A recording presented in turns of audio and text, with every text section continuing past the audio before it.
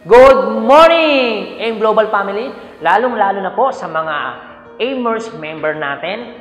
Maraming salamat po sa mga nakakapanood ng video ito. Ang pag-uusapan po natin about effective. Bakit? Meron po kasi nagtanong sa akin, upline, sir, ano po ba yung dapat kong gawin? Paano ko ba ito uumpisan? Hindi ko alam kung anong gagawin ko. Paano ko susisimulan? So sa akin, ang sa aking idea, ang dapat mo talagang gawin, lalong-lalo na po sa mga nag-uumpisa pa lang o kahit sabihin na natin sa mga member na, ang masasabi ko po, wala ho kayong choice. Uulitin ko po, wala ho kayong choice. Kailangan nyo pong maging effective sa negosyong ito. Alam niyo kung bakit? Simple. Kahit sabihin ho natin na ikaw na ang pinakamagandang kumpanya, kahit sabihin na natin ikaw na ang pinakamagandang product, kahit sabihin na natin ikaw na ang pinakamagandang marketing plan. Pero kung hindi ka effective, hindi mo magagawa ng tama ang negosyo. Alam mo kung bakit? Simple. Pakinggan niyo ako mabuti.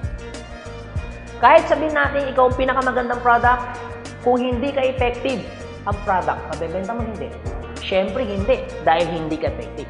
Kung babalik na rin naman natin, kung ikaw naman ay effective, kahit nasa iyo na ang pinakapangit na produkto, hindi magandang kumpanya.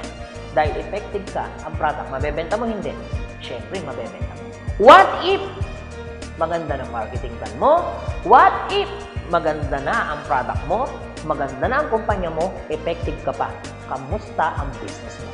Mas lalo mong magagawang negosyong ito. Kaya uulitin ko sa mga nag-uumpisa pa lang, wala ho kayong choice. Kailangan yung maging effective. Simple. Ito po, pakinggan nyo ako mabuti. Tandaan nyo to, ang product hindi nag-iisip, ang product hindi nagsasalita. Tao ang nag-iisip, tao rin ang nagsasalita. Sino yun? Ikaw yun. Kailangan mo maging effective bilang tao para maging maayos mo o para mas madali mong gawin ang negosyong ito.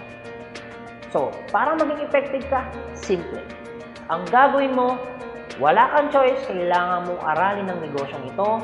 Hanapin mo yung mga taong laging nagtuturo sa'yo. Kailangan mong magpa-guide, kailangan mong magpaturo, kailangan umatin ng training, kung anong sasabihin sa'yo na mag-mentor sa'yo, gawin mo para lang matuto ka. Ano naman yung aralin mo to?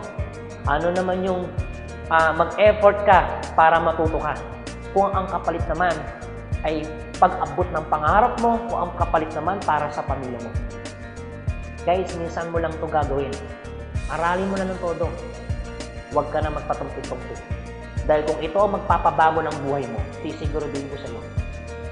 Siguradong magkakasig ka sa negosyo nito pag naging effective ka. So I hope meron ho kayo natutunan sa pinag-uusapan po natin. So maraming salamat po sa mga AIMers member ho natin dyan, lalo sa mga nag-uumpisa. Thank you, God bless, and to God be the glory po sa inyong lahat. Power!